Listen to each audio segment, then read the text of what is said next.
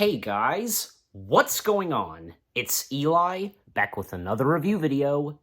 Yes, finally and at long last, and as I teased in the last review, I am finally reviewing, a, you know, a pretty good DreamWorks animated feature that we hadn't had, for quite a while, and that being The Bad Guys. Yes, The Bad Guys.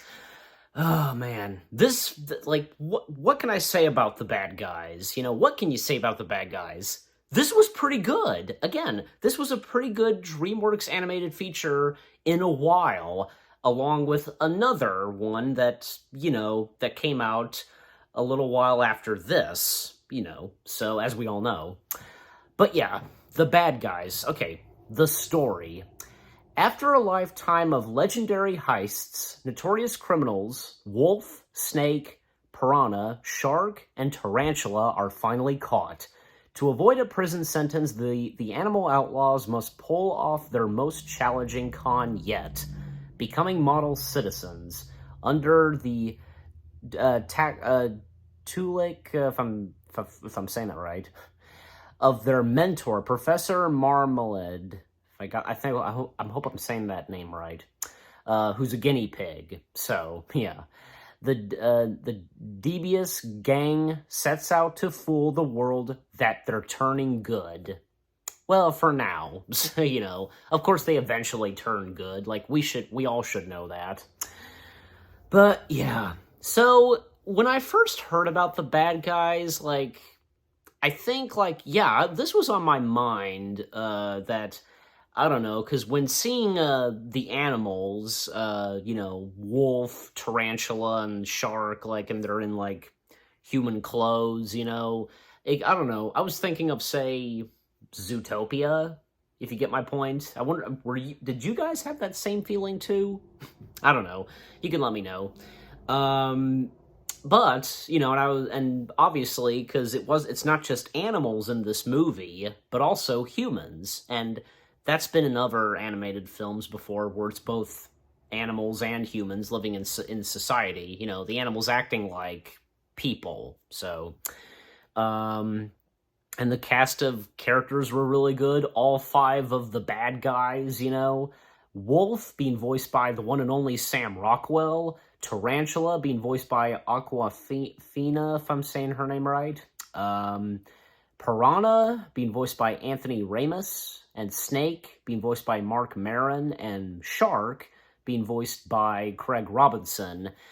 And, yeah, because their personalities, and especially between Snake and Wolf, because, I don't know, they're kind of added at each other and stuff like that, especially Snake, and, because at the beginning of the film, it's his birthday, and he doesn't really I guess he's not really liking to celebrate his birthday or anything like that.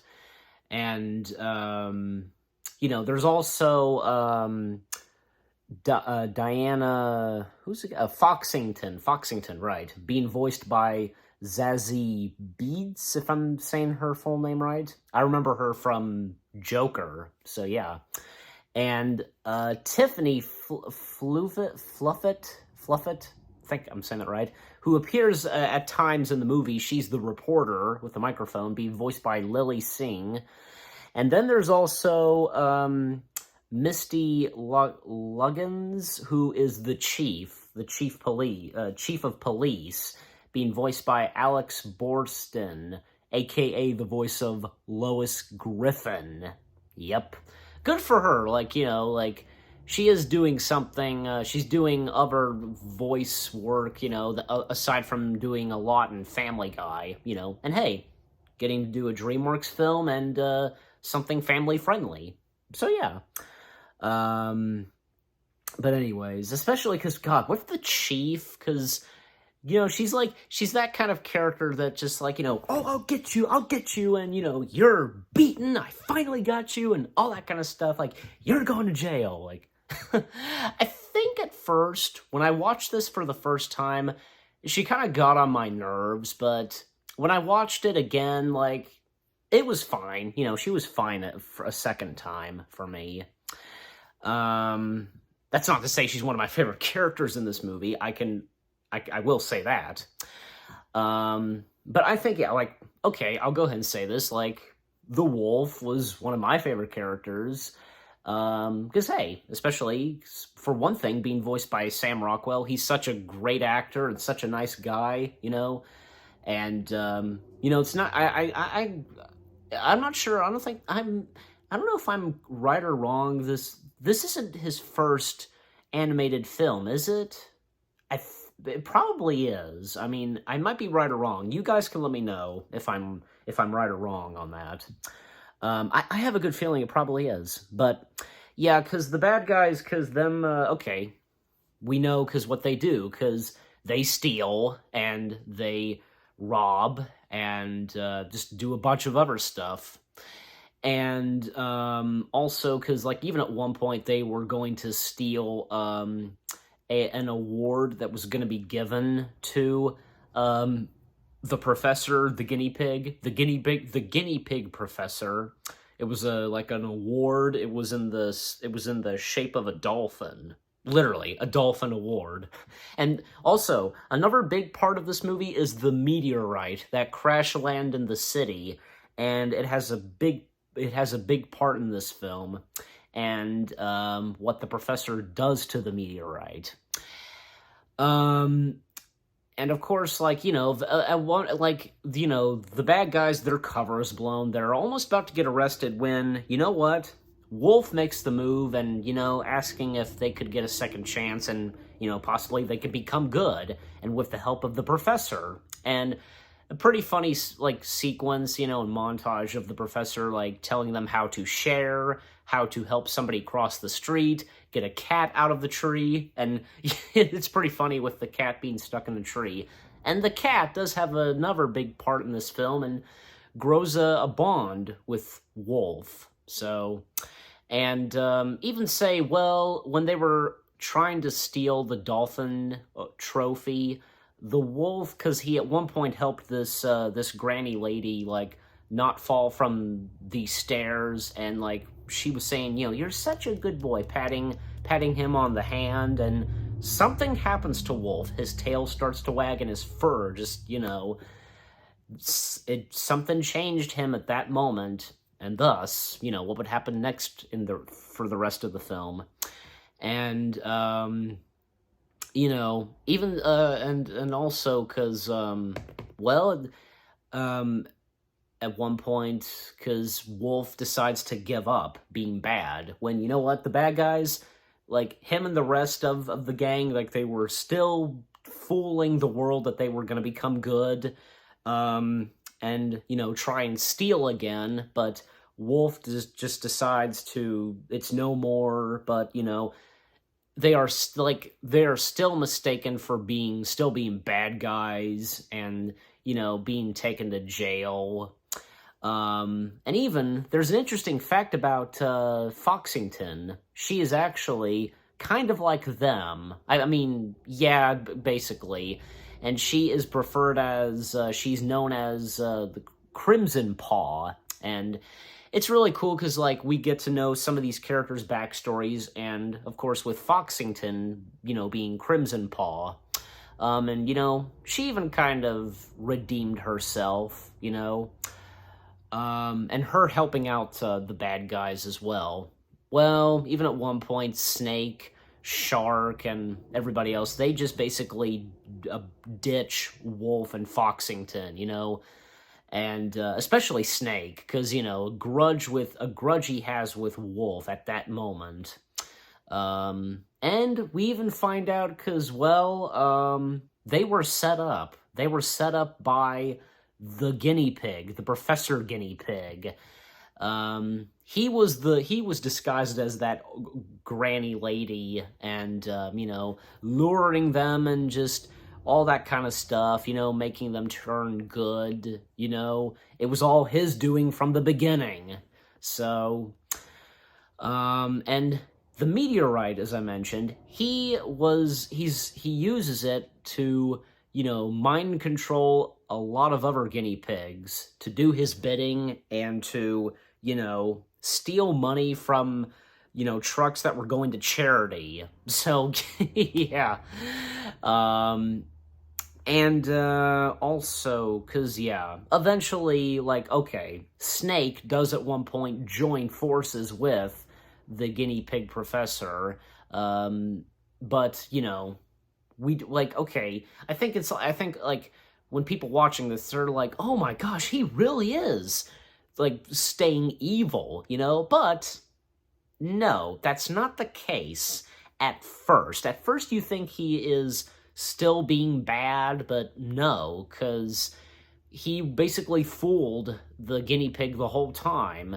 And, because Snake, Shark, Piranha, and Tarantula, they got that same feeling too, like Wolf did. Their tails wagging and just a tingling sensation that, you know what, they are good animals, like, they're good people. You get my point.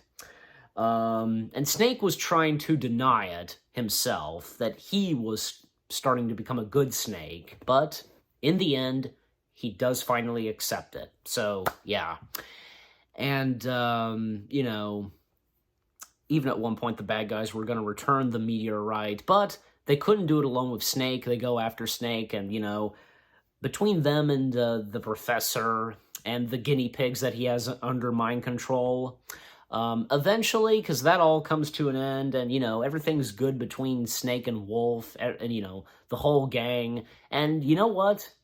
They turn themselves in, because, well, as Wolf said to the chief, that's what she always wanted, and we also find out that the meteorite, it was not the actual meteorite. Snake swapped it with a lamp that the professor had in his house that kind of looked like the meteorite, but the Snake had the guinea pigs under mind control spray paint the lamp to make it look like the meteorite. That was pretty clever of Snake. And so, of course, the meteorite, it does finally explode, and, the professor, he's mistaken for Crimson Paw, because even at one point, Foxington was going to reveal herself as Crimson Paw, but Wolf, he didn't want her to take the chance or anything like that, so, he made something up. He saved her cover. So that was very sweet of him, because, see, yeah, again, it is kind of teased, like, a thing going on between Wolf and Foxington. So, yeah. Of course, the professor is finally arrested, again, as I said, because, him being mistaken for Crimson Paw. Well, that about is perfect right there. And for one thing for him being arrested, because he is the actual bad guy. Of course, the bad guys, Wolf, Tarantula, even though they're good guys now, they still go back to they still go to jail, and 1 year later they're released, and they meet up with Foxington, and of course Foxington assigning them on a new mission. And there are a couple of moments where Wolf, like, he was actually breaking the fourth wall, talking to us audiences, like, hey, get over here, and, because I'm the big bad wolf, and, right at the end of the film, because, everything's good, because, get over here, and, it's all good and such, that kind of stuff. Yeah, and okay, so...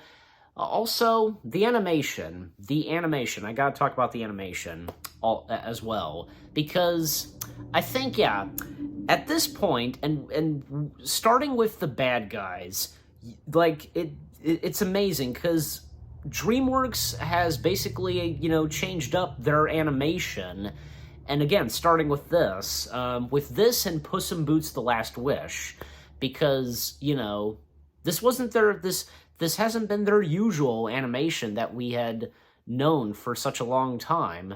And, it's amazing. It's amazing how DreamWorks is doing their animation now. And I think it's because it is obvious, like, this film, along with Puss in Boots: The Last Wish, it takes some inspiration from, well, you know, like say, Spider-Man Into the Spider-Verse.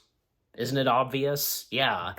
Because especially because, like, with the character's eyes, like, it's amazing, and just the movement, it's really breathtaking. You know, just DreamWorks, like, it's really amazing that they've, I guess you could say, like, upgraded their animation, like, done a change of pace, you know, that kind of stuff. The music, yeah, the music is pretty good too. Just everything about this movie, you know, is fantastic. You know, God, DreamWorks, I tell ya. But yeah, and definitely I'm giving The Bad Guys a 10 out of 10. What a great DreamWorks film this turned out to be, and you know, a DreamWorks animated feature we hadn't had in a while that was so good. This and alongside with Puss in Boots: The Last Wish. So, and what about you guys? Like, what did you think of The Bad Guys? And what did you think of my review? Leave comments and give this review a like as always. So, with that being said, thank you very much for watching.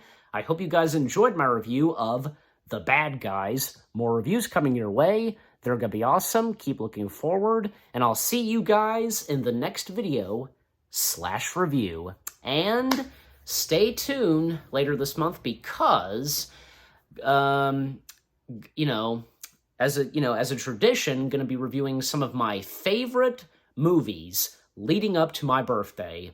And the first one, well, basically, the best way to describe this film is it's the best Alfred Hitchcock film he never made. Stay tuned for that. Take care, and peace out.